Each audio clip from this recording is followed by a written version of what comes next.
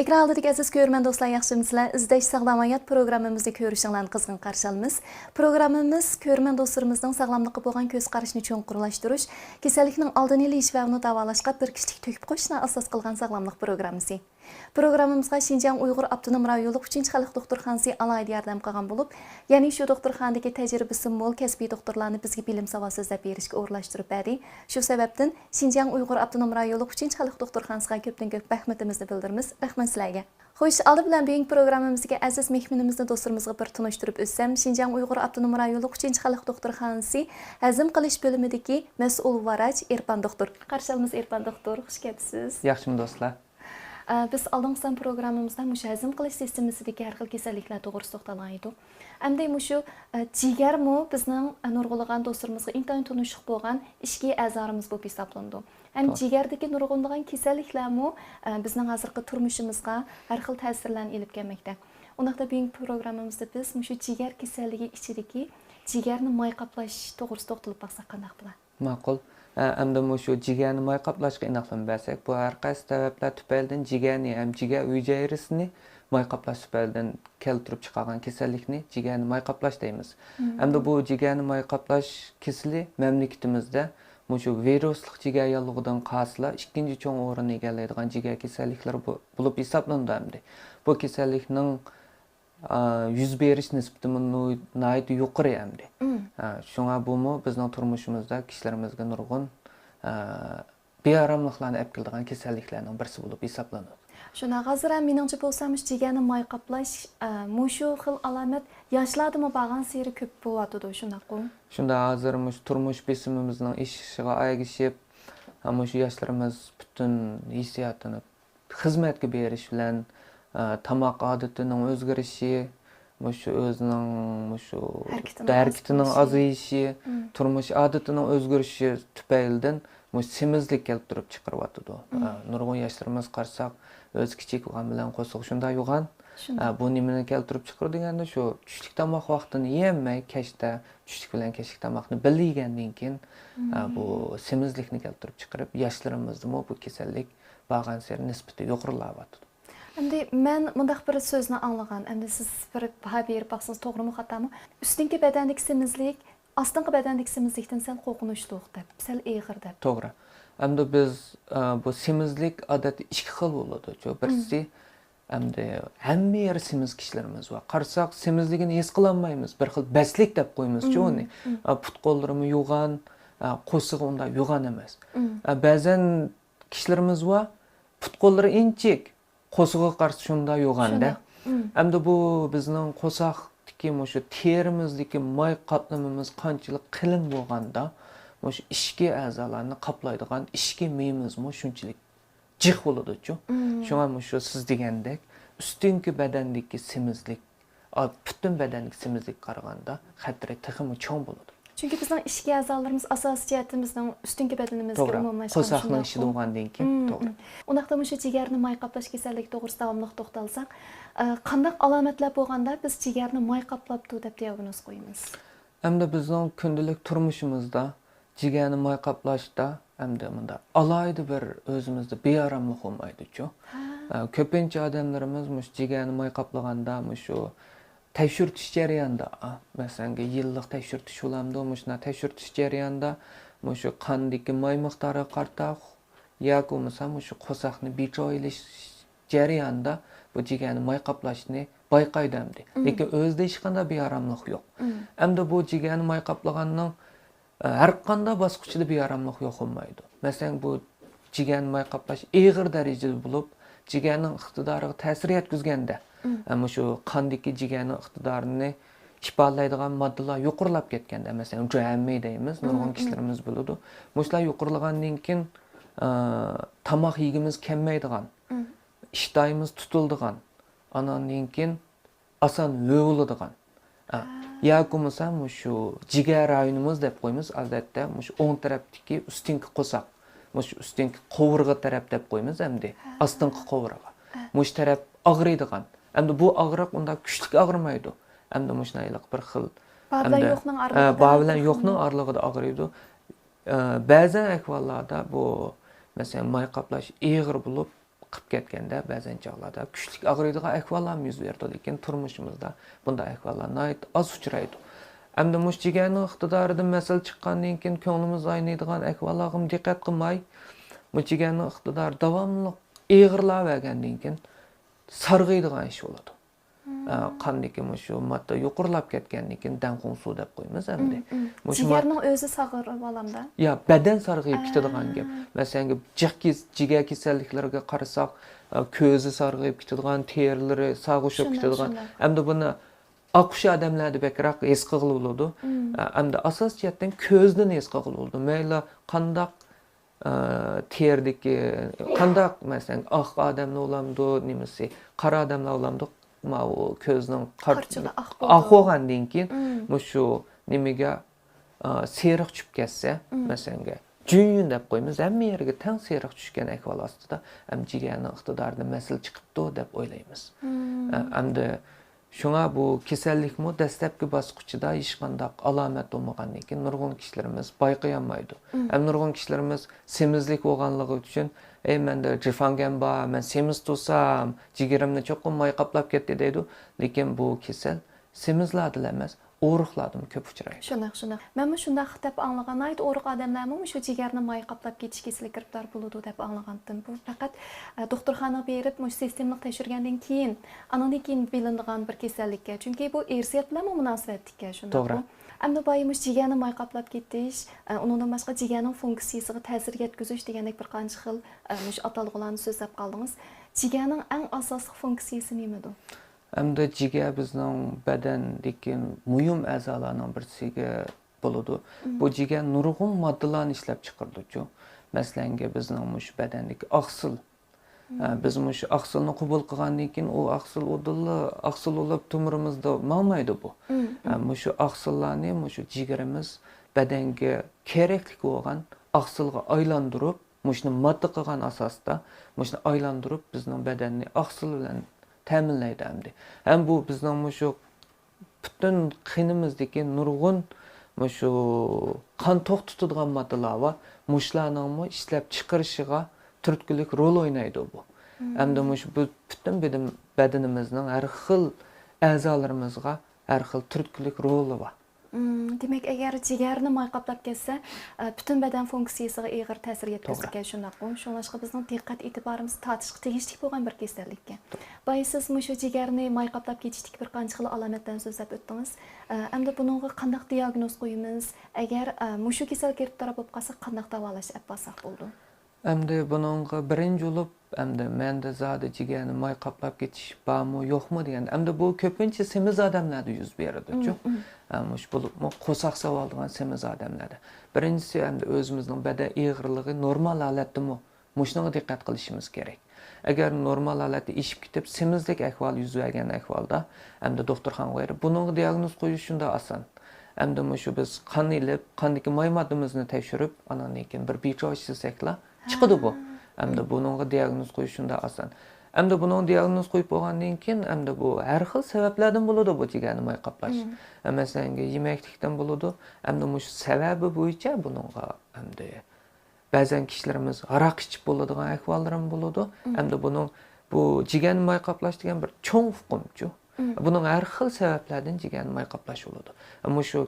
Shu bo'lgan kishilarimizning, bemorlarimizning bizga ta'minlagan o'zining bearamligi yoki turmush odatlaridan mushlarga nima sababdan bo'lganligini biz ayirib olgandan keyin, andan keyin qilib bo'ldi. Odatda to'g'ri orqali davola qilib bo'ladi. Hamda biz bu jigarni may qaplashni hamda birinchi usulga qo'yganimiz o'riqlash-ku. Hamda turmush odatimiz doğruga qaraganda jigarni may qaplashni davolashga kelganda cho'ng rol o'ynaydi. Hamda ba'zan kasalliklarimiz va cho'qim dorini boshda berishimiz kerak. Lekin jigarni may qaplashda dori muhim o'rinda turmaydi bu. Birinchisi nima deganda yemeklik.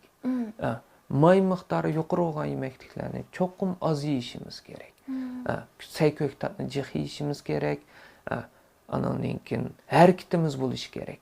Hamda buningdagi harakat jigarni may qaplab ketgandagi harakat odatdagi hareketimizga o'xshamaydi-da.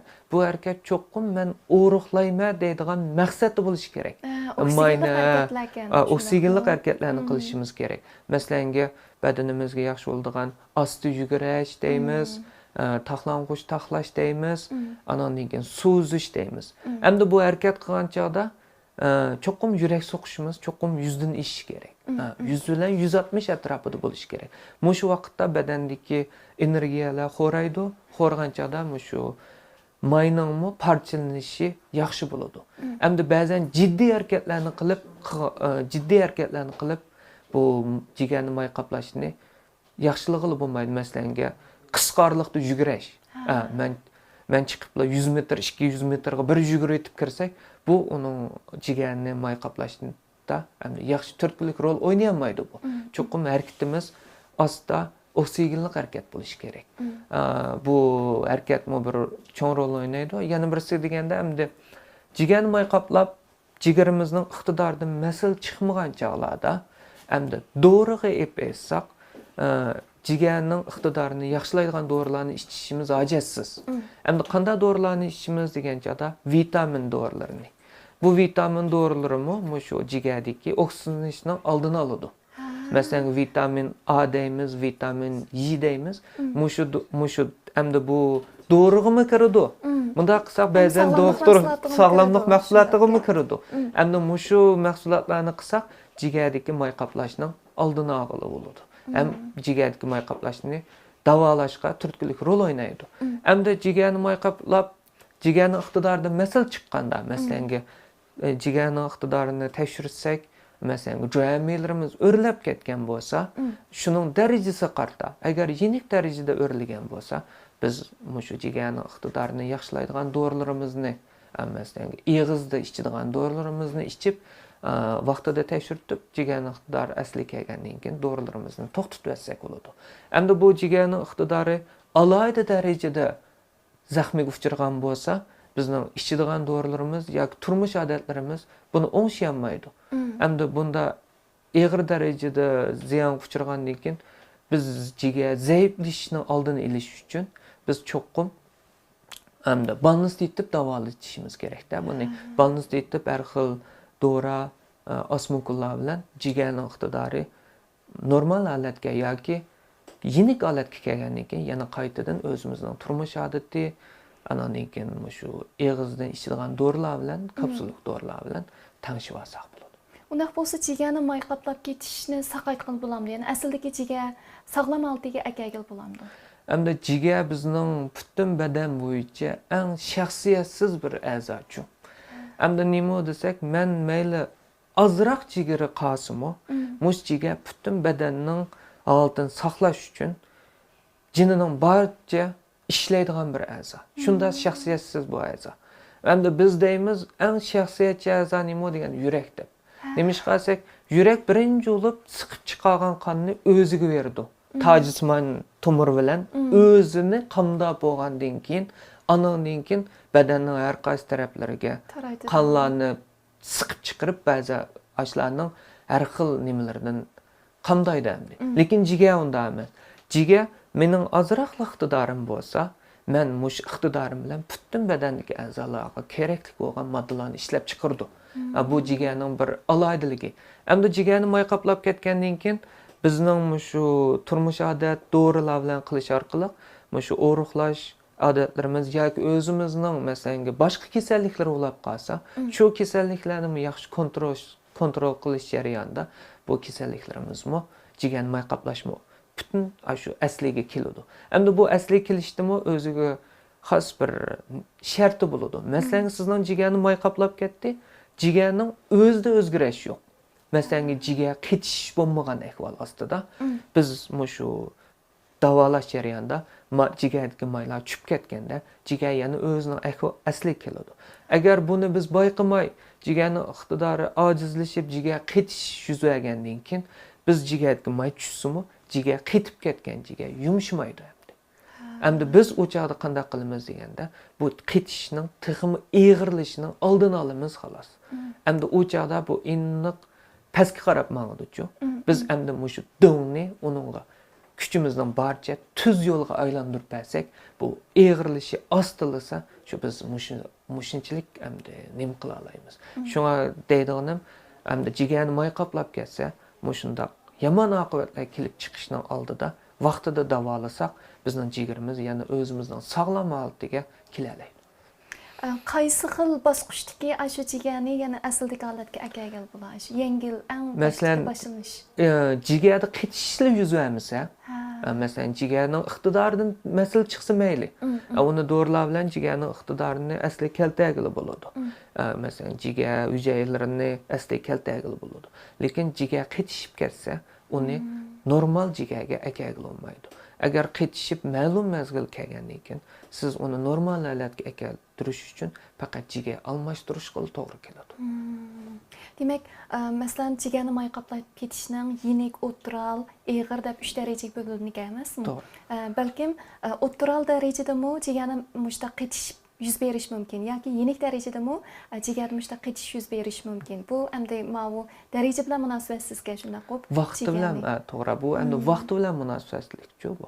Endi uzun mezgil jigarni moy qoplab vaqt uzrab ketsa, masalan, 2-3 yilda bo'lmaydi bu jigar qetishish. 10 yil, 20 yil, masalan, ba'zan kishilarimiz 20 yosh, 20 necha yosh vaqtida jigarni moy qoplash bor. Ba'zan kishilarimizning jigar iqtidoridan masal chiqmaydi. Ba'zan kishilarimizning yenik holatda jigar iqtidoridan masal chiqaverdi, lekin o'zida alomat yo'q. Doktorxonaga berib tekshirtmaydi yo tekshirsimi o'zi to'g'ri ilaqa posiyada bo'lmaydi buning bilan. Buning bilan kar olmagandan keyin bu vaqtning uzurishiga agishaverib, hamda jigar qetishga yuzlandi bu. Hamda bu jigarni moy qoplashdagi jigar qetishish, hamda virusli jigar yalluqlarining jigar qetishiga qaraganda nisbati to'g'riroq bo'ladi. Lekin jigar qetish bo'lgandan keyin keltirib chiqaradigan oqibati ikkilisidan o'xshash bo'ladi. Demak, gap yanada baldur bayqab, baldur diagnoz qo'yib, baldur davolash degan shundaqmi? Shunlashqa qaralik holda salomatlik tekshirtish intayin muhim. Ham o'zimizdami benormal ahvollar ko'rilgan vaqtida chuqur o'zimizning diqqatini tortib, chuqur doktorxonaga berib, shuningga munosabatli bo'lgan har xil tekshirishlarni o'rinli qilmasdan qilishimiz kerak ekan. Hamda meningcha bo'lsa, hozirgi yoshlarimizda yana nurg'ulg'an ahvollar mavjud. Masalan, siz bayda o'tib ketganga o'xshash xizmatga bak berilib ketib, 3 vaqt tomoq joyida, vaqtida bo'lmaslik, ham oqshomisi uyqu joyida bo'lmaslik, bekkash uxlash, ismini qo'shib ishlash deganga o'xshash. Shu yoshlarimizga yoki shu o'zining normal bo'lmagan turmush odatini yetildirib bo'lmagan shu do'stlarimizga deydigan azroq ta'kidlamoqchi bo'lgan nuqtalaringiz bormi? Hamda turmushda hamda iqtisod bo'lmasa olmaydi-ku. Hamda hammamiz turmushni bir mukammal qilishimiz uchun cho'qim buningga bir iqtisod bo'lmasa bo'lmaydi. Lekin men iqtisod bo'lish uchun men shu pul tepish deyli. Cho'qim bir normal badan bo'lish kerak, sog'lom badan bo'lish kerak. Hamda men yosh vaqtimda nurg'un kasalliklar hamda badanimiz yosh bo'lgandan keyin, kuchli bo'lgandan keyin o'zimizda ifoda bo'lmaydi. Hamda ifoda bo'lmagandan keyin butun o'zimizning resursini xizmatga ifodalab, xizmatga berib bo'lgandan keyin hamma odam qayraydi-ku. 50 yoshga, 60 yoshga kirgan chog'da sizdagi bu alomatlar ko'rinishga boshlaydi. Siz yosh vaqtingizda jiningizni berib topgan pulingiz, gapni ochiq qilsak, yoshga cho'ng bo'lgandan keyin hammani doktorxonaga solasiz. Hamda shu o'zimiz yosh vaqtimizda xizmat nima qilish jarayonimizda hamda o'zimizning yaxshi bo'lgan turmush odati, tomoq odatilarni yetildirganda keyingi yashangan vaqtimiz yishimizning cho'ng'ishiga erishib o'zimizning badan sifatimiz yaxshi bo'ladi, keyingi turmushimiz yaxshi bo'ladi. Doktorxonaga boradigan qitim sonimiz azaydi-ku. Biz nurg'un kasallarimizga shuna deymiz. Bu balduroq kelsamamdi, u bu desak, men doktorxonaga berishni xohlamayman deb. Siz xohlamagan ish sizning ishingizning cho'ng'ishiga erishib, siz doim qiladigan ishga erishib qoladi. Shu bizning yurak kasalliklari deymiz, o'pka kasalliklarining ambulatoriyaga qarasangiz kunda 400-500 kasal o'chiradi. Nimishqa? Shu yosh vaqtimizda o'zimizning badaniga yaxshi o'zimiz diqqat qilmaganligimizda shuning bilan qiyirganda qanday qilamiz? Ashiyaga yuguradigan gap. Shunga hamda yoshlarimiz turmushimizning nimasi bilan pul tepishimiz muhim, lekin badanimiz birinchi muhim o'rinda turdi. yaxshi sog'lom badan bo'lmasa, endi keyin o'zimizning turmushda nurg'un o'zimizga xotirjamsizliklarni mushta olib keladigan ish bo'ladi. İrfan doktor bir sözünü bək doğru dediniz. Yaş vaxtınızda qilishni xohlamagan ish balkim sizning savalligingiz tufaylidan yeshingizning cho'ng'ishiga ergishib, siz doim qilmasangiz bo'lmaydigan bir ishga aylanishingiz mumkin deb. Buni endi mush o'zimizning salomatlik sal qarashga tadbiq qilsak, bək to'g'ri bo'lgan gapkan. Nurg'un do'stlarimiz doktorxon berishdan qo'rqaydi. Shaxsan men shunday. Iliqi tekshirish bir muncha kasallik kelib qolarmi deb bək ansirayman, og'riqdan qo'rqayman. Amaliyotda biz shu vaqtdagi kichikgina bir savalligimiz, bexastaligimiz tufaylidan balkim bir qancha yillardan keyinki biz yuzlamasak bo'lmaydigan aytim ig'ir bo'lgan oqibatlarni keltirishi mumkin ekan. Shunlashqa chuqur vaqtida qaralik holda doktorxonaga berib tekshirib turishimiz kerak ekan. Shunaqmi? Rahmat sizga Irfan doktor bugun aytim qimmatli bo'lgan tajriba saboqlarni bizga yakunlab berdingiz. Ko'pdan ko'p rahmat. Xo'sh, suyimli do'stlar, bugungi izlash sog'lom hayot programmamizning tunji sahifasi bu yerda oxirlashdi. Agar siz sog'lomlik to'g'risida texmo mo'l bo'lgan bilim savodlarga ega bo'lmoqchi bo'lsangiz, undaqda izlash app detalni tushirib olish orqali programmamizni har vaqt ko'rib olsangiz bo'ladi. Albatta, programmamiz do'stlarimiz uchun yana sarxil mazmunlarni tayyor qildik. Qiynamsak, diqqatinglar navbatdagi mazmunlarimizda bo'lsin.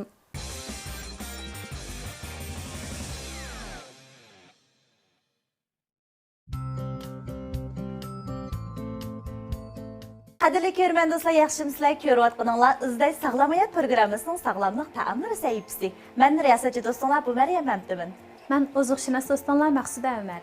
Do'stlarimiz biladi, izlash sog'lom hayot programmamizning sog'lomlik ta'amlari sahifamizda har xil kasalliklarga mos keladigan sog'lomlik tovuq tayyorlashni o'rgatamiz. Qani undaqda bugun qaysi xil kasallikka mos keladigan qanday tomoq etishni o'rgatadiganligimizni do'stlarimizga bir deb o'tgan bo'lsak, bo'ldi. Bugun biz do'stlarimizga jigarni quvvatlash tamqi, ya'ni jigar kasalliklari bemorlari iste'mol qilishga mos keladigan tomoqlarni etishni o'rgatmoqchi.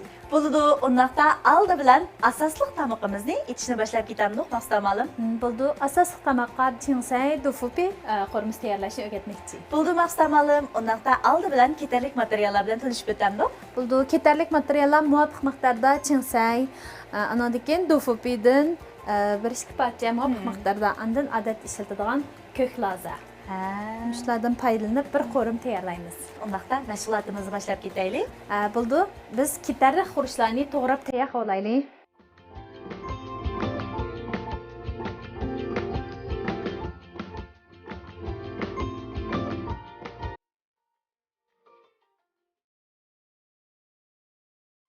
Mana ketarlik xurishlarning hammani to'g'rab tayyor qilib oldik. Endi qo'rish bosqichiga o'tib ketsak bo'ldi. Bo'ladi. Qazimiz qizitib, muvofiq miqdorda may qo'yamiz. Mayimiz xil qizibyapti. Endi lozim silib, ozroq qo'rib, mizlik biroq chiqib oldi. Endi chingsayni.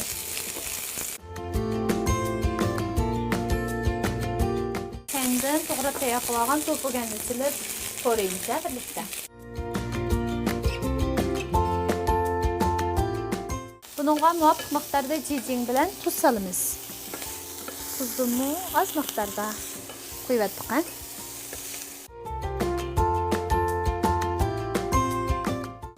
Maqsamalim, qo'rmimizmi tayyor bo'ldi, deyman.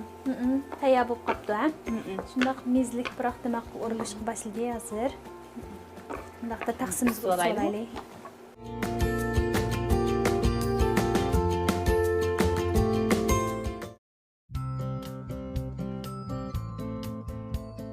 Mana maqsamalim bizning jigar kasalliklari bemorlari iste'mol qilishga mos keladigan asosli tomoq turimizdan qo'rimimizmi tayyor bo'lib qopti.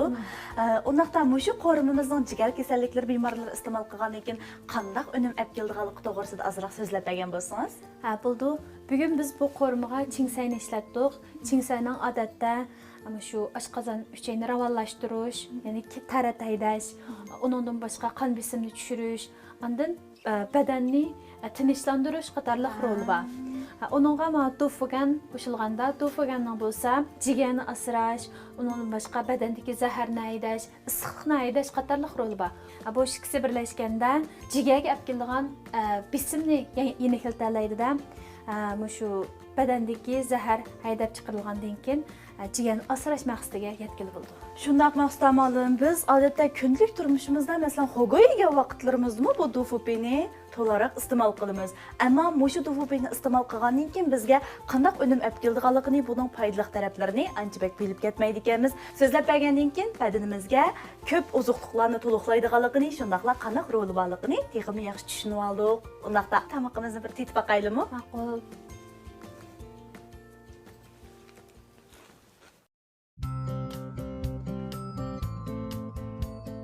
Men bu qorish jarayonida chingsayni pishmay qoldimi ekan deb o'ylagandim. Ammo hozir tetigandan keyin chingsayning shunchalik yaxshi pishganligini, shundaqla ta'mlarning bir-biriga nayt yaxshi kirishganligini his qildim. Meningcha bo'lgan chaqda bugungi bu tamoqimizni jigar kasalliklari bemorlari, shundaqla uningdan boshqa odatdagi ko'rman do'stlarimizmi oilada sinab yiqishni cho'nqur tavsiya qilamiz. Bo'ldi ko'rman do'stlarimiz, jigar kasalliklari bemorlari iste'mol qilishga mos keladigan ikkinchi xil qo'shimcha tamoq bosqichimizga o'taylik. Ma'qul. Mana qadrli ko'rman do'stlarimiz, ikkinchi qo'shimcha tamoq etish bosqichimizga kirdik. Unaqdan maqsadmalım, ikkinchi tamoq bosqichimizda do'stlarimizga nima tayyorlashni o'rgatamiz. Ikkinchi bosqichda biz do'stlarimizga shayo chingsaydan foydalanib ko'ktat salat tayyorlashni o'rgatmoqchi. Bo'ladi, anglamoqli salat shunchalik ishday ichiladigan bir tamoq. Bo'ldi, undaqda oldi bilan ketarlik materiallarni tanishtirgach, boshlab ketamiz. Bo'ldi, ketarlik materiallar muvofiq miqdorda chingsay, anandagi qarmur Murni biz oldin ola chilab, yuvib tayyorlab oldik. Anadagi yana muvofiq miqdorda shayyol. Undan boshqa qizil loza va ko'k lozdan muvofiq miqdorda. Odatda ancha achchiq yemaydigan do'stlarimiz bo'lsa, qapoq lozini olsa, u bakrak tatliroq chiqadi, achchig'i yo'qroq. Shulardan foydalanib bir ko'ktat salat tayyorlamoqchi. Bo'ldi, undaqda oldi bilan tayyorlik xizmatlarimizni boshlab ketaylikmi? Bo'ldi, oldi bilan biz mushu pishishi tasdiq bo'lgan qarmurni qaynoq suvda tez suratda pishirib avlaylik. Uninggacha qolgan xurishlarni to'g'rab tayyor qilib olsak bo'ldi.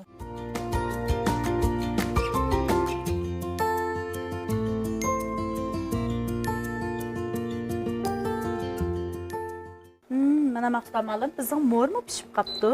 Undaqda mo'rni suzilib, qolgan xurishlarni yana bir qatam qaynoq suvda o'tkazamiz. Mo'rni pishirib bo'lgandan keyin maqsadmalım endi yana qaysini solamiz? Chingsayni, anadagi lozini, ularni tez suratda avitimiz. Mushu ikkisini suvga silib avval ekanmiz-da. Biz mo'rni sal uzunroq pishirib etdik, tez pishadigan bo'lg'achqa. Mana chingsay bilan lozini tezla birla qaynatibla suzib olsak bo'ldi. Buni bak uzun qaynatib olsak, uning tarkibidagi suvda erishan vitaminlar isrof bo'lib, yo'qolib ketadi.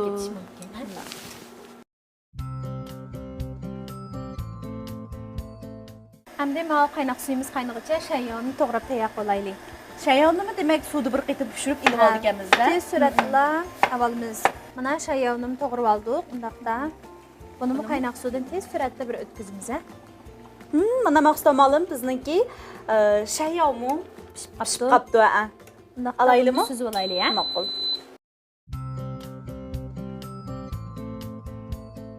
Suvda pishirib ilib olgan xurishlarimizmi tayyor bo'lib qopti. Bularni biz aralashtirib, andan keyin sal sovigandan keyin salajan bilan aralashtirib iste'mol qilsak, ko'ktat salat tayyor bo'ldi. Mana endi buni tayyorlab bo'lgandan keyin ustiga azroq salajan, shulardan aralashtirib iste'mol qilsak bo'ldi. Mana ko'rman do'stlarimiz, bizningki ikkinchi bosqichdagi jigar kasalliklari bemorlari iste'mol qilishga mos keladigan salatimizmi tayyor bo'lib qopti. Maqsadmalım undaqda bugungi mushu salatningki jigar kasalliklari bemorlari iste'mol qilgandan keyin qanday roli borligi to'g'risida azroq so'zlab bergan bo'lsangiz. Bo'ldi. Biz bugungi bu ko'ktat salatga ishlatgan shayyo bo'lsin, chingsay bo'lsin, vitamin C miqdori mo'l bo'lgan lozlarimiz bo'lsin, uningdan boshqa yana qarmurni ishlatdik. Bu xurishlarning o'zining alayida yakka rolini biz oldingi sonli programmalarimizda ayrim do'stlarimizga tushuntirib o'tgan. Endi bular birlashgan vaqtda badandagi zaharni aydash, masalan qavziyatni yaxshilash, uningdan boshqa qon besimini tushirish qatorliq rollari birlashib jigarni asrash maqsadiga yetkazil bo'ldi. Bo'ldi maqsadmalım. Undaqda biz bugungi ko'ktat salatimizni tetib baqaylikmi? Bo'ldi.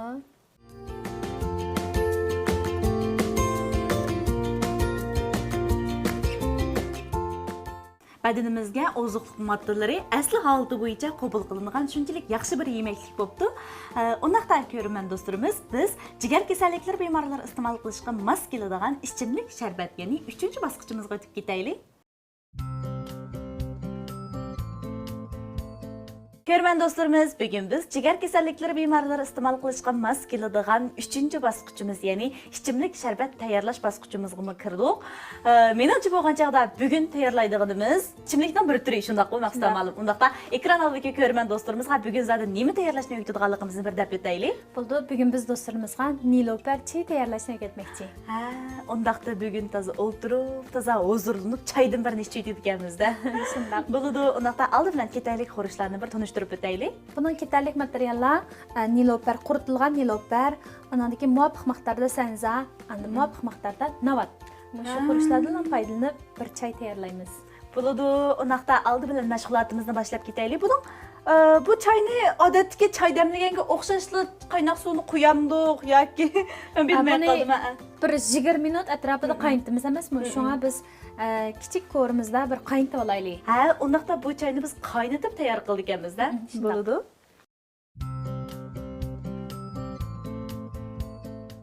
Ana suyimiz qaynab qopti. Oldindan shu sanza bilan niloperni silib, cho'ng o'tda qaynatib o'tgandan keyin andın navatni silib, tuvan o'tda 20 minut atrofida qaynatamiz.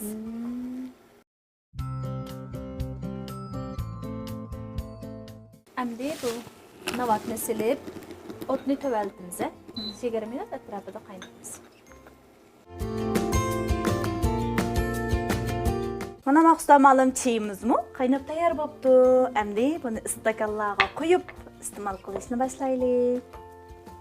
Rengim shundoq chiroyli chiqibdi.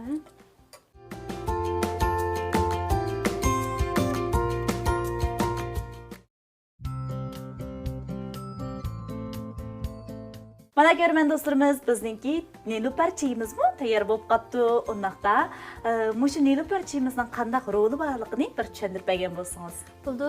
Bu çayning roli bo'lsa, oshqozon talini yaxshilash, undan boshqa qon besimini tushirish, anda qondagi mayni serish, semizlikning oldini olish, undan sirt yana mushu qon tomir qetishish, do'mayjo yangin xodaymiz, qon tomir qetish, undan boshqa jifangan, ya'ni jigarni moy qaplash qatorliqlarga manfaat qildi.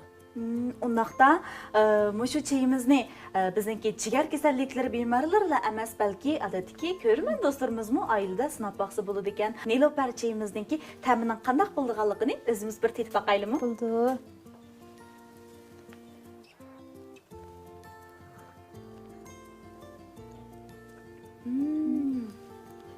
Men bu çayning ta'mini bak yoqtirdim. Meningcha bo'lganda ishgandan keyin sanza bilan navatning ta'mi shunchalik bir xil birlikib o'zgacha bir ta'm chiqibdi buningda. Ham uning ustiga mana nilopermi biz odatda ko'rib boqmagan shundaqlar Ancha ko'p uchirmaydigan, shundaqlar ko'p iste'mol qilmaydigan bir o'simligimizning turi shunday. Tanlab iste'mol qilishga mos keladigan bir yana çay turini do'stlarimizga sunduq deb qarayman. Shundaq masnamalım bu intayin sağlam bir çay turi bo'ladi ekan. Uningdan boshqa odat yana biz oilada o'zimiz o'zaro iste'mol qilgandan boshqa yana aziz mehmonlarimiz kelganda damlab bersak-mu, intayin yaxshi bir tanlash bo'lgudek. Bunu da görmen dostlarımız, İzday Sağlam Hayat programımızın sağlamlık taamları sayıpsi bugün bu yerde ahırlaştı. Eğer dostlarımız texmi köp sağlamlık bilimleriga erişmekçi bolsa yoki sağlamlık taamları etishni o'rganmoqchi bolsa, izdash aptitalimizni tushirib elib ko'rib olsa bo'ladi. Biz kelarsa programmamizni ko'rishaylik. Xayr xo'sh.